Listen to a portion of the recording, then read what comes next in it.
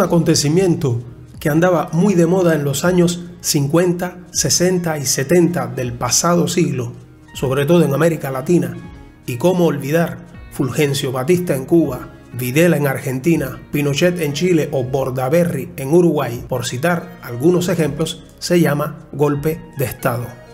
Por cierto, algo que acomuna estos 4 dictadores es que todos murieron muy viejos y sobre todo muy ricos. Decía que los golpes de estados son la tácita acción preferida del hegemonismo Made in USA. El reciclaje de esta acción antidemocrática y concentrada siempre en silenciar o eliminar las oposiciones o facciones que disienten de quienes detienen o pretenden detener el poder, se volvió a poner de moda prepotentemente en Kiev el 1 de marzo del 2014, en Washington el 6 de enero del 2021 y más recientemente en Brasil el 8 de enero del 2023. En el primer caso, o sea Kiev, fue para derrocar directamente un gobierno legítimo, pero que no convenía a los intereses norteamericanos para desestabilizar la región, implantando 2 sendos gobiernos neonazistas, y me refiero a Poroshenko en el 2014 y a Zelensky en el 2019, ambos criminales de guerra y fieles títeres de Washington, para así poder provocar sin ningún pudor y sin frenos a Rusia, obligándola de hecho a invadir Ucrania.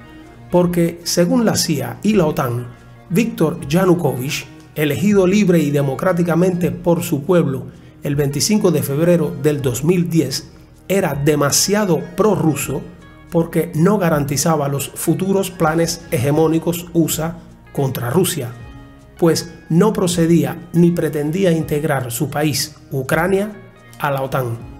Y en los 2 casos sucesivos, o sea, Washington y Brasil, se organizaron y financiaron tácitamente intentos de golpes de estados, obviamente fallidos, para desacreditar de manera agresiva a Donald Trump y a Jair Bolsonaro, incentivando de manera secreta, pero ni tan secreta, los asaltos de los manifestantes que, reaccionando agresivamente contra Biden y Lula, pues obtienen el efecto contrario.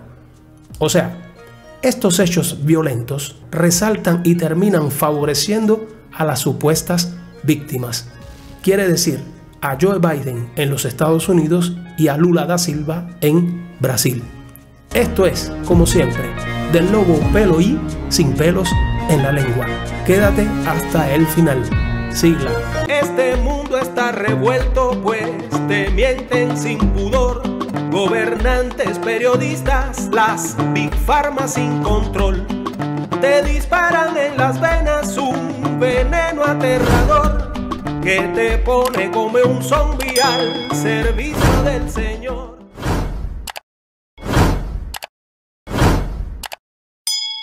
La prueba más fehaciente de lo anterior expuesto, me refiero a que siempre detrás de estos golpes de Estado o intentos de golpes se encuentra el hegemonismo gringo y la CIA, es que en 2 de los 3 casos antes mencionados, o sea Kiev 2014 y Brasilia 2022, el director, o en este caso la directora de orquesta, es siempre la misma.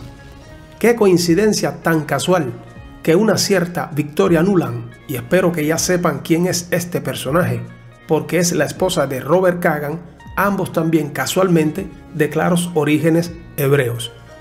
Decía que esta señora, si así se le puede definir, se encuentra siempre y puntualmente antes, durante y después en el lugar de los hechos donde se llevan a cabo los golpes o intentos de. No solo, en el caso de Kiev 2014, dirigió personalmente la orquesta. Washington no puede dejar o permitir de ninguna manera que los opositores o quienes no la piensan como ellos permanezcan en el poder de una nación que en este caso, Brasil, es demasiado importante en el equilibrio geoestratégico del área. Pero no solo, Brasil juega un papel fundamental en este equilibrio geoestratégico latinoamericano, sino que no les debo recordar, o sí, que Brasil pertenece al grupo de los BRICS, que es el bloque de países que con su unión y desarrollo harán desaparecer el bloque occidental, pero sobre todo harán desaparecer definitivamente la hegemonía del dólar en el mercado mundial. También no les debo recordar, o sí, que Jair Bolsonaro nunca quiso someterse a los lineamientos o mandamientos de la Organización Mundial de la Salud con respecto a los sueros killer, a las clausuras obligatorias, a los pasaportes sanitarios digitales obligatorios o simplemente al uso obligatorio de los bozales o tapabocas. Y tampoco les debo recordar, o sí, que el delincuente, porque eso es un delincuente, José Ignacio Lula da Silva, es bien amigo del neonazista, pseudo progresista globalista Klaus Schwab, presidente del Foro Económico Mundial, que se desarrollará como siempre entre el 16 y el 20 de enero en Davos, Suiza.